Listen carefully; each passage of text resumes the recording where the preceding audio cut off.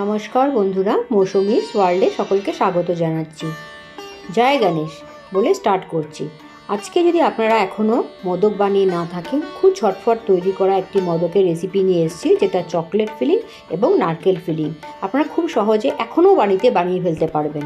তো তার জন্য দরকার, আমি 1 কাপ সুজি নিয়েছি, যেটা মিক্সিতে একটু পাউডার করে নিয়েছি। এবার খোলা ভেজে নিয়ে এটার মধ্যে 2 হিপ টিস্পুন আমি ঘি দিয়ে দিয়েছি, এবং ঘিটা যাতে সুজির সাথে ভালো করে মিশে যায় ততক্ষণ পর্যন্ত এটা আমি নাড়তে থাকবো।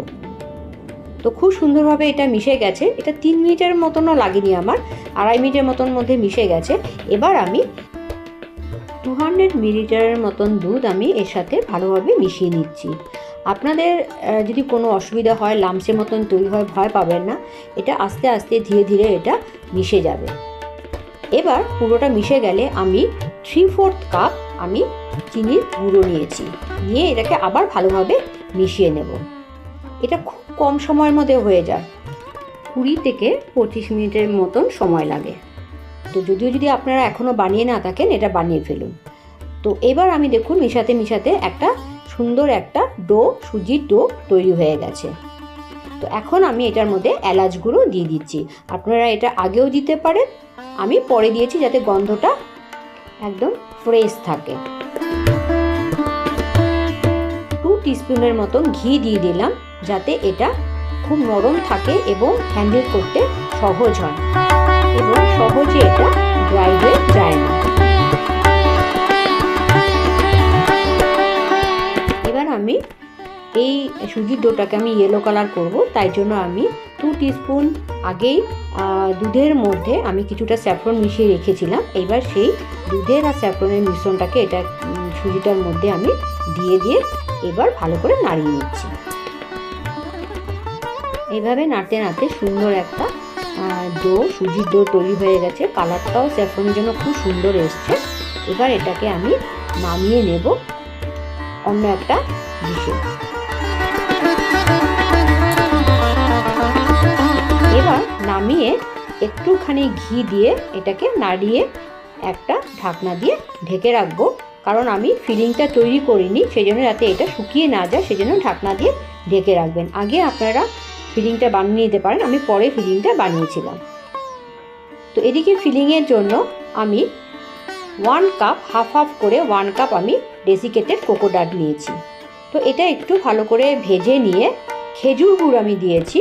খেজুর গুড় দিয়ে এটাকে ভালোভাবে মিশিয়ে নেব। খেজুর গুড় দিয়ে নারকেলের ফিলিংটা বানালে খুব সুন্দর একটা গন্ধ আসে। তো এবার আমি হাফ গ্লাসের মতন দুধ দিয়ে এটাকে আমি ভালোভাবে মিশিয়ে নিচ্ছি।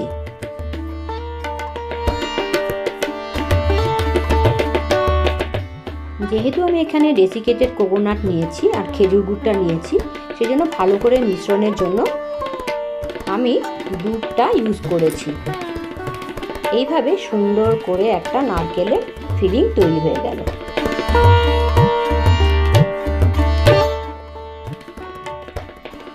এবার একটা মোদকের মোল্ড নিয়ে ঘি দিয়ে ভালো করে ভেতরটা গ্রিস করে যে সুজির যে ডোটা বানিয়েছিলাম এটাকে আমি ভেতরে দিয়ে একটু প্রেস করে একটা হোল করে নেব, এবং নারকেলের যে ফিলিংগুলো তৈরি করেছি গোল গোল করে রেখেছি ভেতরে দিয়ে সুন্দর একটা মোদক তৈরি করে নেব। তো এইভাবে আমি অনেকগুলো মোদক তৈরি করেছি। আমার 1 কাপ দিয়ে বড় সাইজের 13টা মোদক তৈরি হয়েছে। দেখুন কি সুন্দর একটা নারকেল ফিলিংয়ের মোদক তৈরি হয়েছে। তো এইভাবে আমি সবগুলো মোদক তৈরি করে নেব। কিছু মোদকে আমি মেল্টেড চকলেট দিয়েছি, যেটা আমি ডার্ক চকলেটকে মেল্ট করে এখানে ইউজ করেছি ফিলিং হিসাবে।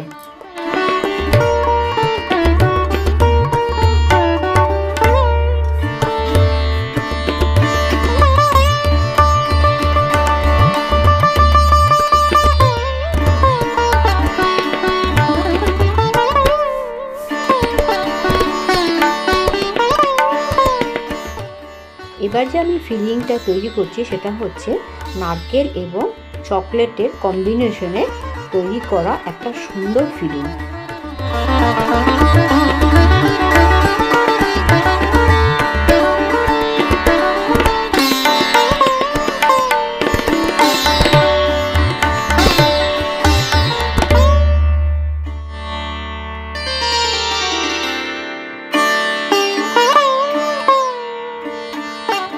এবার আমি মেল্টেড ডার্ক চকলেট দিয়ে ফিলিং করব এই মোদকটা।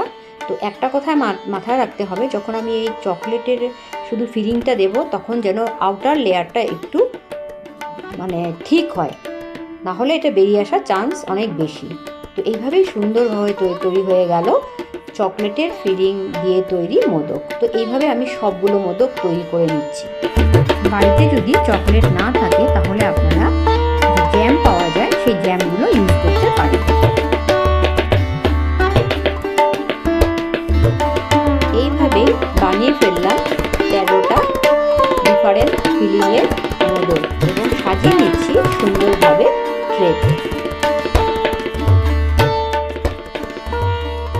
এবার মোদকের মধ্যে গোল্ডেন কালারের বার লাগিয়ে নিলাম এবং এতে আরও যেন বেশি সুন্দর হয়ে উঠল গণেশ চতুর্থীর জন্য মোদকগুলো। আপনারা যদি এখনও মোদক বানাননি তবে আমার এই রেসিপিটা দেখে ঝটফট তৈরি করে ফেলুন গণেশের অতি প্রিয় মোদক। গণপতি বাপ্পা